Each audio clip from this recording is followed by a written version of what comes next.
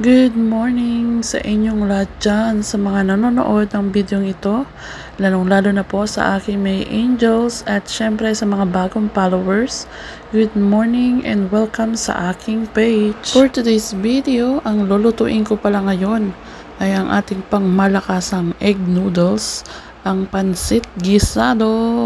Kung dati ang lahok ay seafoods, ngayon naman po ay chicken breast ang ating ilalahok. Kasi nga po ako ay magluluto ngayon ng pangmalakasang schnitzels. Walang katapusang schnitzels, guys. So yun, may angel, pinakita ko po sa inyo kung paano ako maghugas ng aking mga niluluto. Kasi baka mamaya may mag-comment na naman dyan na hindi ako naghugas. So yun, may angel, masaya ako ngayong araw na to kasi nga bukod sa magluluto ako ng pansit gisado, schnitzel, ay magluluto ako ngayon ng ating pangmalakasang lumpiang Shanghai. Ang putahing madaling maubos sa handaan. O aminin nyo yan, may angels. So may angels, halip na seafoods yung ilalako ko dyan sa pansit gisado. May sabi ko, itry ko naman ng chicken breast. Kasi nga medyo may kamahalan din naman po yung yung mix na seafoods. Mahal po talaga siya, may angel, yung 25 lei ba yun, pero hindi naman siya ganun karami, pero iba't ibang klase ng seafood siya. Meron siyang hipon, merong mussels, merong ng crab. So mix po siya, kaya lang medyo may kamahalan. So concerned pa rin po ako sa budget dito kay Laamo, kahit ay tagaluto lang sa kanila. So syempre mas maganda na kahit ako'y nag-grocery, dapat may pa rin pa tayo concern din sa kanilang gastos. Alam nyo, may angel, yan yung niluto ko ngayon kasi nga 'di ba, naiwan ko po yung bihon. Ay sus, kung alin yung importante, naiwan ko po talaga ang bihon. So dahil nagustuhan nilang ng mga bata yung pansit gisado, egg noodles po kasi yan, kaya healthy din siya para sa kanila. So niluto ko na lang yan kasi nga po nagustuhan nila yan nung first time ko magluto sa kanila. So yan. So nung nakita yan ng anak nila, nung lalaki pati yung babae, pagkagaling ng gym, may angel, kanina diretsong kain. Natatuwa ako doon sa mga batang yan kasi nga yung bata pa sila 12 years old and 14 ata yung babae. Tapos dumating na rin yung isang anak ni ma'am na galing bakasyon. So alam nyo ba, pagkagaling nila po ng gym, diretsong kain, at hindi, alam mo yung nagda-diet daw sila, pero Diyos ko, tatatawa ako kasi ako nagsasandok sa plato nila. So sabi ko, gusto mo pa bandagdagan ko or kaunti lang? Sabi niya, ikaw ang bahala, Rona. So dinadamihan ko, ay ubos nila yung pagkain. Sa bagay, may angel, ang importante, nalulos naman nila yung mga kinakain nila. Pero mga healthy po talaga sila. Medyo may mga pagka-chubby yung mga katawan nila kahit nag-gym sila. Siguro dahil nga po sagana sila sa pagkain, di ba? Masarap, may angel, yung pagkaluto ko nitong pansit gisado. Kasi talagang the best talagang ilaw ko ay seafood sa pansit, guys. Kasi sobrang lasa. Kapit na kapit yung lasa ng hipon. Kaya lang gusto kong itry itong chicken breast. Kasi nga parang gusto kong gumawa ng menu dun sa pagpapa-order ko online sa may mga handaan ng birthday.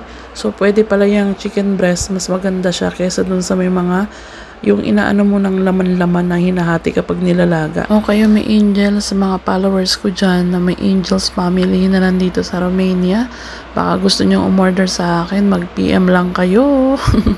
So business na to, kailangan natin ng extra income. Alam nyo ba, may angel, sobrang dami kong niluto ng schnitzel. Sobra po, siguro kung hindi ko pagkakasyahin sa isang plato, 2 plato po yan na puno. So, kaya lang hindi na siya napuno kasi nga kumain na yung 2 bata.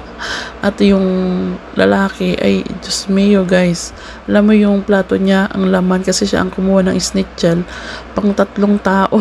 Alam niyo pa, may angel, natutuwa ako sa mga bata kasi nga, alam mo yun, sobrang nasasarapan sila sa mga luto ko. Kahit minsan yung mga luto ko ay imbento ko na lang ba.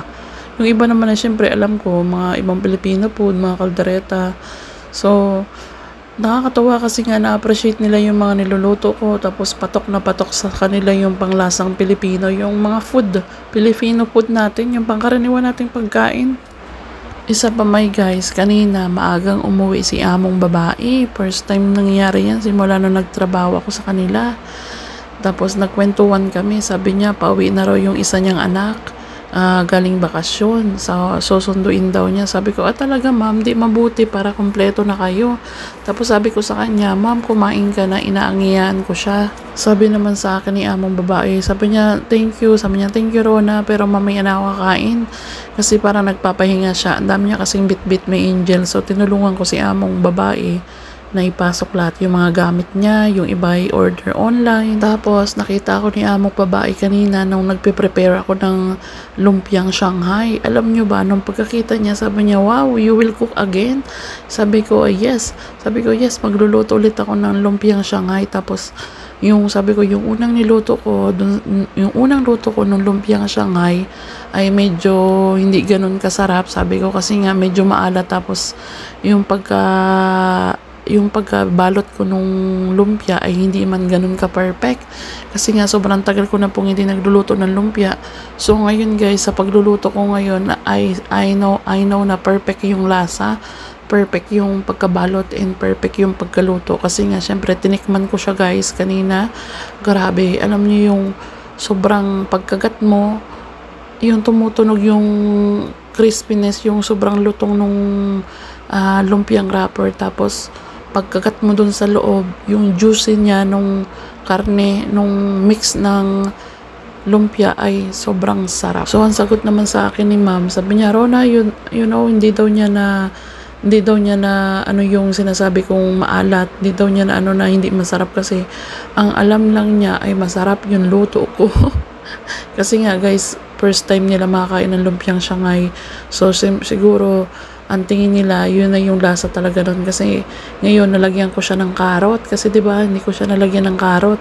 So, nilagyan ko pa dati siya ng bread. Ngayon, hindi ko na siya nilagyan ng bread. Kasi nga, may mga followers tayo nag-suggest na, Rona, pwede mo naman siyang hindi lagyan siya ng bread. So, pang meatballs lang yung bread. So, anyway guys, nilagyan ko rin siya ng parsley para pampabango doon sa lumpia. Kasi nga, wala akong celery nakita. Natutuwa ako sa amo kong babae kanina kasi kinakamusta niya ako. Sabi niya sa akin, Rona, how are you? Tapos sabi ko, I'm okay ma'am. Sabi ko, how about you? Are you okay? Sabi niya, yes Rona, I'm okay, I'm fine. Mabait talaga tong mag-asawa na to, may angel, pati as in educated yung mga bata, mababait, maano sila mag-appreciate sa mga nagtatrabaho sa kanila. Tapos may angel isa pa, di ba naalala nyo na may inuutos sa akin yung anak ni amo kong lalaki na kapag bibili ako, kailangan ko bumili ng, ano ba yun, Mountain Dew ba? Yung, parang Coke siya, Mountain Dew is Sprite. So, sabi niya sa akin nung dumating siya galing gym. Sabi niya, Rona, sabi niya, bumili ka ba nung sinasabi ko? Sabi ko, ay, nakalimutan ko, pero hindi ko talaga binili kasi nga bawal. Bawal talaga sa kanila ang soft drink. So, sabi ko, nakalimutan ko, sabi ko, bukas na lang. Tapos kakausapin ko si among lalaki bukas, sasabihin ko na kung bibilan ko ba to yung anak niyang lalaki ng soft drinks or hindi. Kasi kay among babae is bawal. Lagi naman kasi nasa alisan si among babae. Si among lalaki ang nandyan lang sa bahay. So, nagtatrabaho siya dito sa bahay, dun sa kwarto. Lagi may kausap. So, may angel. Ang nilalagay ko pa lang ngayon ay na pangpadikit dito sa lumpia natin ay itlog. So, may nagsuggest din yan na itlog daw yung ilagay ko para hindi mamasa-masa yung ating yung ating lumpia, yung karne natin doon sa loob. So, yan nga guys, effective talaga yung itlog guys, yung itlog white egg. Egg white pala yung egg white niya. So, effective siya. Mas maganda siyang gamitin. Confirm mo sa tubig. Kasi madikit siya at hindi siya nagbubuhaghag.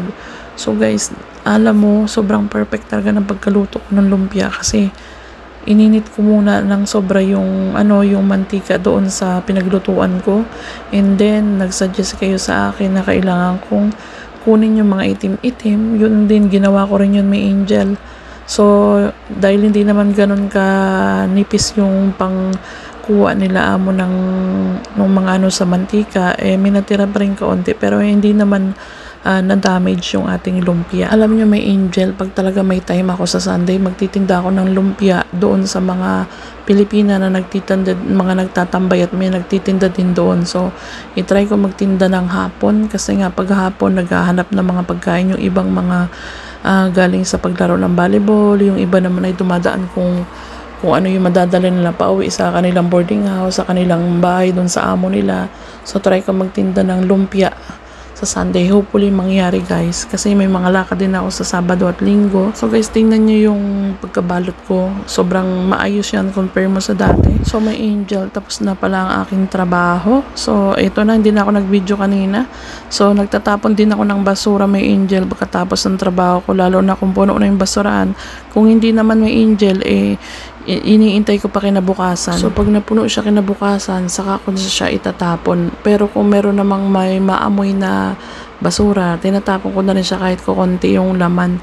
So maraming salamat, may angel. Hanggang dito na lang. Salamat sa inyong support at panonood. Bye bye!